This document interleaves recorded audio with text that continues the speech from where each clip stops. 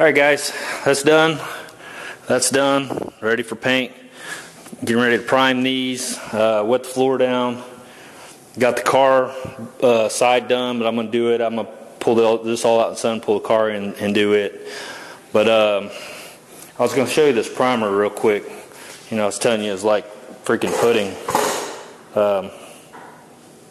It's like house paint. It literally is like house paint. That's crazy. Anyway, maybe all of them are that thick, I don't know. But anyway, so yeah, that's what I'm doing right now. I need to spray some adhesion promoter. I need not to forget that because that would suck. So I got to do that, and then we'll mix up my paint and or my primer, and get spraying. So there you go. And I'll bring you back when we get something going on. See ya. Alright, ready for paint. Finished prime needs to go 600. Ready for paint. Just finished priming that, gotta sand it. Forgot this spot, had to redo it, so the rest of it's ready after I sand that. This just got primed. I'm gonna let it shrink. Yeah. We'll take her down to 600 and should be ready for paint. So, yeah, that's it. We're pretty close. Pretty close for paint. I'm going to paint all these pieces separate off the car. I'll spray that little area there, match it up, and then I went and got some blending clear. I forgot what they call it, MB something 500 color blender, MPB, it's Matrix color blender. I just bought a little pint. It mixes 1-to-1, so that'll give me, 2 pints. So that should be plenty, because all I should be blending is I think the front over here, and then a back panel over here. I don't remember. I'll figure it out when I get the car back together where I'm going to be blending, but only a couple spots. So yeah, that's it. Lots and lots of work. So yeah, we got lots of sanding still yet. Not a lot. I mean, it's just got to be taken down to 600. It'll take probably an afternoon to get it ready, and then we should be ready to paint. I'm hoping the end of this week maybe, or I don't know, depends on how things work out. I don't even know what today is. Today's Tuesday? I think it's Tuesday. So I've got a puck going of the Matrix MP3 high solids, and you can see, really, oh, shit's falling off, but it hadn't shrunk very much. But I mean, it's probably been in there 2 or 3 days. That is the turbo, and so we'll see how much it shrinks up. It's still wet. I just put it in the cup, so it's going to do its thing. What else? I think that's it. Yeah. You guys wondering why this is taking me so long, and other than it's just taking me a long time. Life is still happening around me.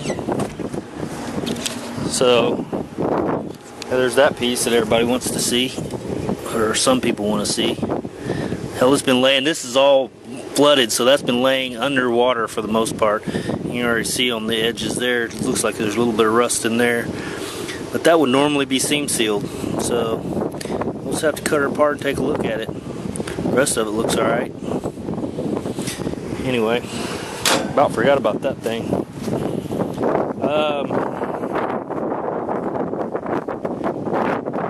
So I am on a septic. It's an anaerobic septic system. So these things here, the buckets on each side, basically you can see the 3 heads over there. Basically, it's supposed to be a water purification system. So your shit comes out, dumps into a solids tank, then it goes through another tank, then it goes through another tank, and then by the time it gets through, it's supposed to be processed through, aerated, blah blah bullshit, comes out, sprays out these sprinklers, and sprinkles your yard. Well, I don't think mine works for shit. I don't think it ever has, because every time these sprinklers come on, that's why those buckets are over them. It smells like shit, like literally like shit. So I just cover those up, and it just sprays out on the ground or whatever. But anyway, this land runs downhill like this, and believe it or not, I just cut this damn yard. The weeds are taking over. But anyway, it runs downhill. Well, I had to clean out right here, and I don't know what happened. Somebody kicked it or something, but it was broke off down into the pipe. And you can see I've stuffed a rag down in there, but that's where my clean out was broke off. And these wires here, which now I'm looking at this, basically something had chewed into that. So it chewed through the bare wire. Well, it was underwater. I mean, this goes into a tank. So what happens is, flush the toilet, it comes out here, there's a pump inside that. So after it gets so full, float rises and it kicks it out and over and kicks it into the septic. So it's a pump that pumps it up the hill into the septic tank, because this is downhill from my bathroom out here in the shop. So yeah, I got that fixed. Looks like I still need to do something with that. I didn't realize that was freaking cut right there, so I've got another spot I need to deal with. But let's see what you got here. If anybody cares. So that's basically how that works. Just shoots the shit out of that little pipe there into the bottom of this.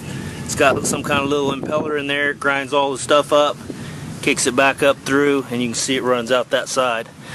So what I had to do is go buy all new pipe, because this broke off down inside there.